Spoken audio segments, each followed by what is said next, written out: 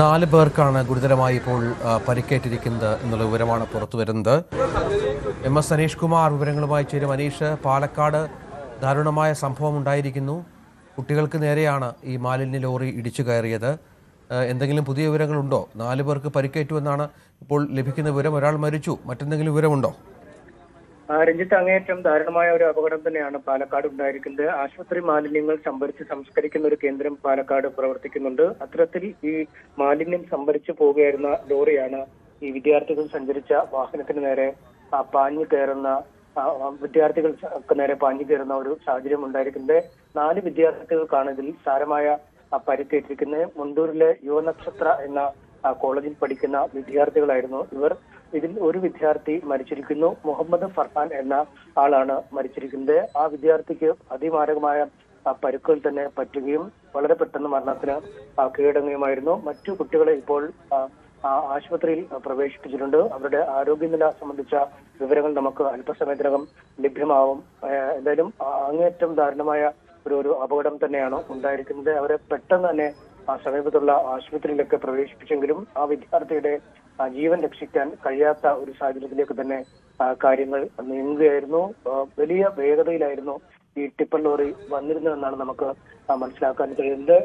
പാലക്കാട്ട് ഒരു പ്ലാന്റ് തന്നെ ഇത്തരത്തിൽ പ്രവർത്തിക്കുന്നുണ്ട്. ഈ ആശുപത്രി മാലിന്യങ്ങൾ സംസ്കരിക്കുന്നതിന് അത്തരത്തിൽ സംസ്കരിക്കുന്നതിന്റെ ഭാഗമായി ശേഖരിച്ച് കൊണ്ടുവന്ന ലോറിയാണ് വിദ്യാർത്ഥികൾക്ക് നേരെ പാഞ്ഞു കയറുകയും ചെയ്തിരിക്കുന്നത്. എന്തായാലും കോളേജിലെ സഹപാഠികളായ വിദ്യാർത്ഥികളും അധ്യാപകരും ഒക്കെ അടക്കം വലിയൊരു നിര തന്നെ ഇപ്പോൾ ഈ ആശുപത്രി പരിസരത്തും മറ്റും എത്തിയിട്ടുണ്ട്. എന്തായാലും ഈ മറ്റ് പരിക്കേറ്റ് ചികിത്സയിൽ കഴിയുന്ന കുട്ടികളുടെ ആരോഗ്യനില സംബന്ധിച്ച് അധിക വൈകാതെ തന്നെ നമുക്ക് കൂടുതൽ വിവരങ്ങൾ നൽകാൻ കഴിയും.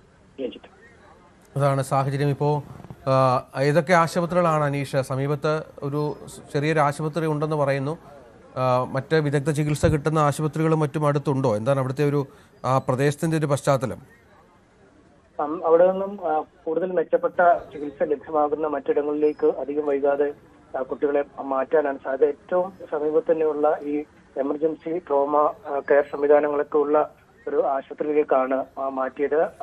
ആംബുലൻസുകളും മറ്റുമൊക്കെ സജീവമായി നിൽക്കുന്ന അല്ലെങ്കിൽ സജ്ജീകരിച്ച് നിൽക്കുന്നതിന്റെ ദൃശ്യങ്ങളൊക്കെ നമുക്ക് കാണാൻ കഴിയും. എന്തായാലും പര്യാപ്തമായ എല്ലാ ചികിത്സയും നൽകുന്നുണ്ട്.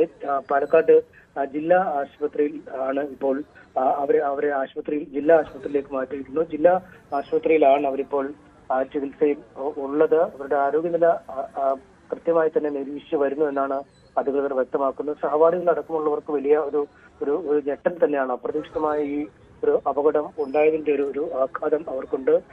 അതിൽ ഈ പരിക്കേറ്റ കുട്ടികളിൽ ഒരാളെ കോങ്ങാട്ടെ ഒരു സ്വകാര്യ ആശുപത്രിയിൽ, ഈ അപകടം നടന്നതിന് സമീപം തന്നെയുള്ള ഒരു ആശുപത്രിയാണ്, അവിടെയും മറ്റുള്ള ആളുകളെ പാലക്കാട് ജില്ലാ ആശുപത്രിയിലും ഒരാളെ എത്തിച്ചിട്ടുണ്ട്.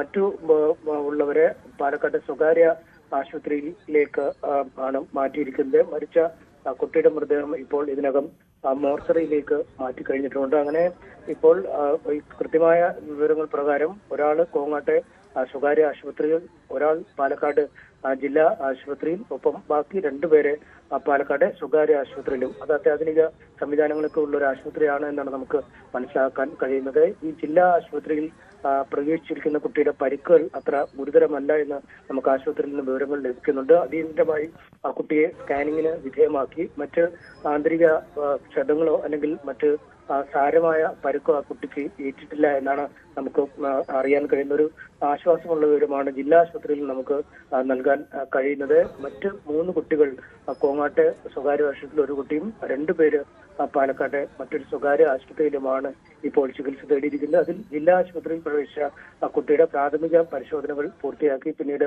സ്കാനിംഗ് അടക്കമുള്ള വിദഗ്ധ പരിശോധനയ്ക്ക് വിധേയമാക്കുകയും ചെയ്തിട്ടുണ്ട്. ആ കുട്ടിയുടെ ആരോഗ്യനില തൃപ്തികരമാണ് എന്നൊരു ആശ്വാസ വിവരം നമുക്ക് ലഭിക്കുന്നുണ്ട്. മറ്റു 3 പേരുടെ ആരോഗ്യനില സംബന്ധിച്ച വിവരങ്ങൾ വൈകാതെ നമുക്ക് ആശുപത്രിയിൽ നിന്നും ലഭ്യമാവും. യുവനക്ഷത്ര കോളേജ് എന്ന ഒരു വിദ്യാഭ്യാസ സ്ഥാപനത്തിലെ കുട്ടികളാണ് അപകടത്തിൽ പെട്ടിരിക്കുന്നത്. അതിൽ മുഹമ്മദ് ഫർഹാൻ എന്ന വിദ്യാർത്ഥിയാണ്.